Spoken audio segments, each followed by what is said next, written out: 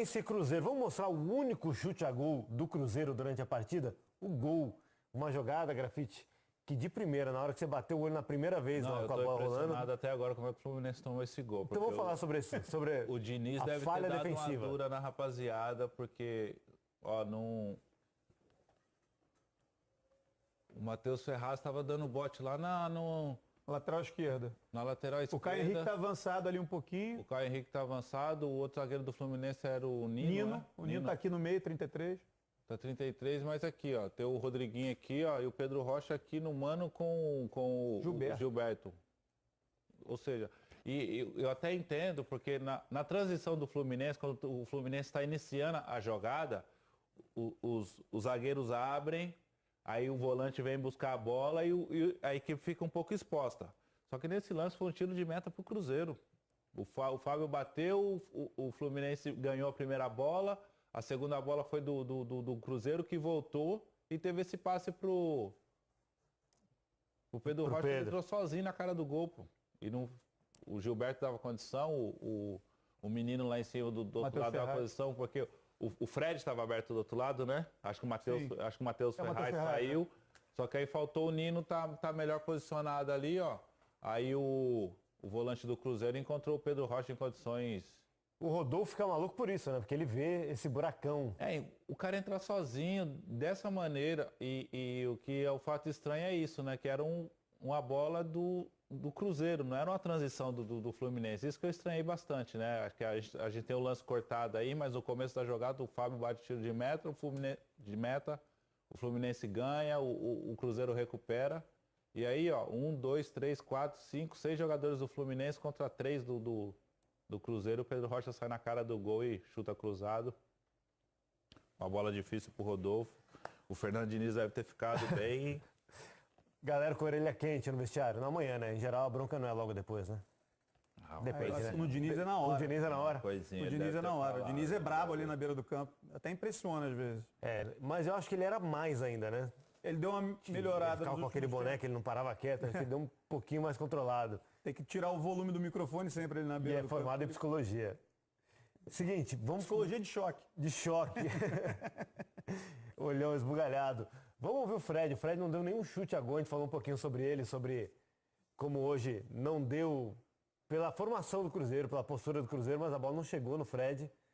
Aí o único chute a gol foi esse que a gente analisou. O Fred daqui a pouco no jogo ele marca 3, 4 gols no jogo só e deslancha. O Fred quando ele fica um tempo assim, todo mundo falando, guardou, daqui a pouco ele pega um jogo aí, ele pega uma promoção aí, 3, 4 e já viu. Mas hoje não vai pra conta dele, né? Hoje vai pelo conjunto do que foi a partida. E a torcida do Fluminense tem uma relação fortíssima com o Fred, de idolatria. Talvez o Fred seja até o maior jogador da história do Fluminense, para muitos tricolores ele é. Deve ter ficado essa sensação. Eu não sei como é que foi isso nele mesmo durante a partida. Ele deve ter falado até depois do jogo. Mas o Fred não consegue fazer gol no Fluminense desde que saiu do Fluminense, né? Ele ainda não fez. Ele fez um gol contra o Fluminense na carreira dele quando ele jogava no Cruzeiro lá atrás, antes de ir para a França, para o Lyon. Isso é uma estatística bastante interessante. Pro torcedor do Fluminense. E o Fred está sendo um jogador no Cruzeiro, ele não está sendo aquele jogador que está na área esperando a bola para fazer gol, não. Ele é importante no esquema do mano. Participa muito, né? Ele sai, até pela característica do Thiago Neves, do Rodriguinho, do próprio Pedro Rocha, que são jogadores de filtração, que quebram linhas. Esse trabalho do Fred de sair, de abrir esse espaço é muito importante para a equipe do Cruzeiro. Aos 35 anos de idade, e ele está na forma física, você vê que ele está seco, assim, o Fred está bem. Seco. E você vê, tá no lance do gol, ele está lá em cima da linha na lateral e o Pedro Rocha que vem por dentro fazer aquele trabalho que seria do centroavante. Ou seja, o trabalho que ele tem, o desenvolvimento que ele tem em ajudar e ser um jogador não só para ficar esperando a bola dentro da área. Só falar uma coisinha do Pedro Rocha, Thiago e Grafa, porque esse jogador, eu vi o processo dele lá na Rússia, ele saindo do Grêmio, sendo contratado pelo Spartak Moscou, como um contrapeso de uma negociação do Spartak com o Luan, que não deu certo. Aí ele foi, vamos levar então o menino que tem aí, o Pedro Rocha. Foi para lá, o técnico do Spartak na época não queria o italiano Máximo Carreira, não pôs ele para jogar. Ele ficou na reserva do principal jogador do time, que é o holandês Quincy Promes, e não conseguiu jogar lá. Isso frustrou muito o jogador no momento que ele estava crescendo muito, porque ele vinha jogando super bem no Grêmio, na campanha da Libertadores, e vê-lo jogando tão bem, fazendo gols importantes assim, é muito bacana, porque ele é um garoto que merece, assim, ele lutou muito e sofreu muito lá na Rússia. Legal, ótimo depoimento. Vamos ver uma palavrinha do Fred na zona mista. Então, assim, nós temos que parabenizar o Diniz por tudo que ele está fazendo. Colocou muita dificuldade para o Cruzeiro hoje, para a gente. Tem feito isso contra todos os adversários, né? Tem jogado assim dentro e fora de casa. É o jeito que todo mundo quer ver o futebol. E a gente vai tentar tirar o proveito aí nesse jogo de volta. É outra atmosfera, é outra situação. Aumentar a nossa confiança para a gente finalizar essa classificação no Mineirão. A confiança, a falta dela tem relação com os últimos jogos. Até o Mano falou de um ambiente um pouco que está abalado, e vocês têm qualidade, têm elenco para demonstrar um futebol melhor e com resultado. Essa relação da confiança e de ter um jogo de volta que é no Mineirão, que o ambiente é diferente. A confiança ela volta com gols, com vitória, né? O único jeito de dar moral e trazer o nosso torcedor junto com a gente, mas a gente nunca perde a confiança e a gente sempre entende a qualidade que a gente tem, né? A gente tem que colocar isso nos jogos, no treinamento e ir melhorando, mas é o que eu falei, lá no Mineirão com certeza a história tende a ser outra, vai ser outra e a gente vai impor mais o nosso futebol. Quando a gente chegou aqui... Tá aí o Fred, o Frederico, camisa 9, que é outro jogador, gostei muito dessa expressão do QI do futebol.